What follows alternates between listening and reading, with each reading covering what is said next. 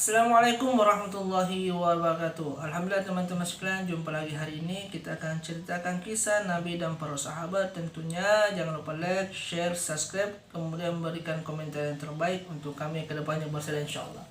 Alhamdulillah teman-teman sekalian, kali ini ada kisah Nabi SAW. Suatu ketika seorang wanita datang kepada Nabi SAW, yang dimana pada saat itu Rasulullah SAW sedang bermusakarah, berkumpul dengan sahabat di masjid teman-teman sekalian. Maka datanglah seorang wanita kepada Nabi Sallallahu Alaihi Wasallam.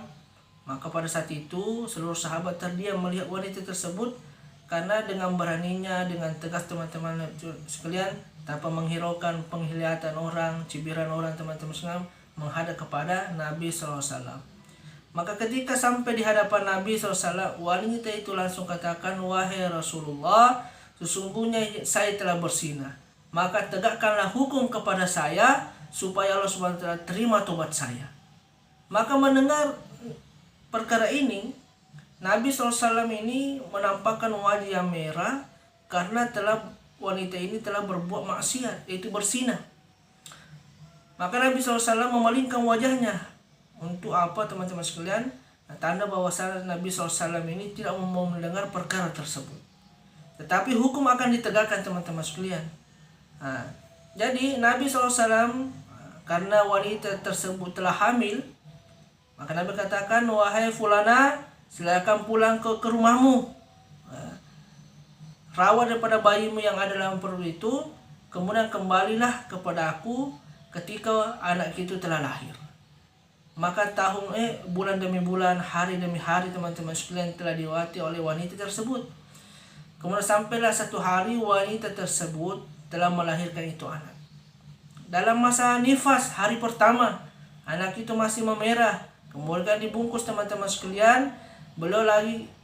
Wanita tersebut lagi menghadap kepada Nabi untuk ditegakkan daripada hukum kepada dia. Saking takutnya kepada Allah Subhanahu wa Ta'ala teman-teman sekalian. Kemudian Nabi SAW merasa kasihan melihat anak tersebut yang masih baru lahir.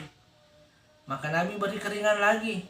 "Wahai wanita, wahai fulana, silakan engkau rawat itu bayi sampai dia menyapu itu bayi sampai dia besar, sampai dia bisa memegang makanannya sendiri."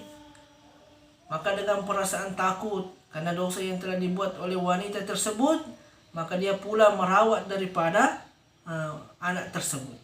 Sampailah waktu 2 tahun telah menyusui, merawat anak itu. Maka anak itu mulai memegang roti, menghadap kepada Nabi Sallallahu Alaihi Wasallam.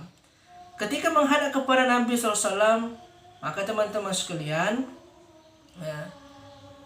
wanita tersebut lagi mengajukan, "Wahai Rasulullah, sesungguhnya anak ini saya telah rawat sampai dia mampu memegang makanannya sendiri." Merasa kasihan dalam diri Rasulullah SAW melihat anak yang kecil kemudian mau ditinggalkan daripada ibunya. Maka anak itu dipanggil oleh Rasulullah SAW.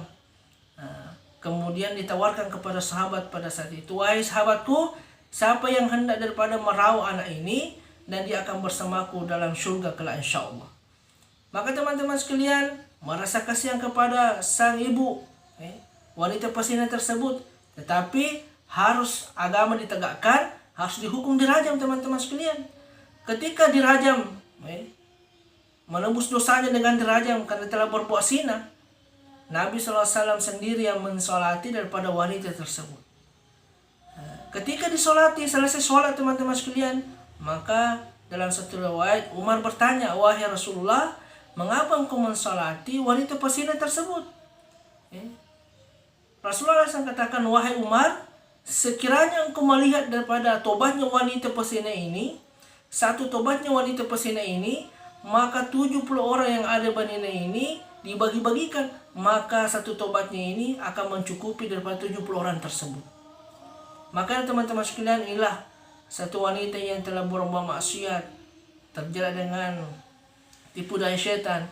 Namun karena dia sadar bahwasanya iman telah masuk dalam dirinya, maka dia bertobat kepada Allah Subhanahu wa Ta'ala. Kemudian Nabi katakan tobatnya diterima oleh Allah Subhanahu wa Ta'ala, sehingga teman-teman sekalian dia mati dalam keadaan tidak membawa dosa. Maka semoga kisah ini bisa bermanfaat. Barakallahu fikum.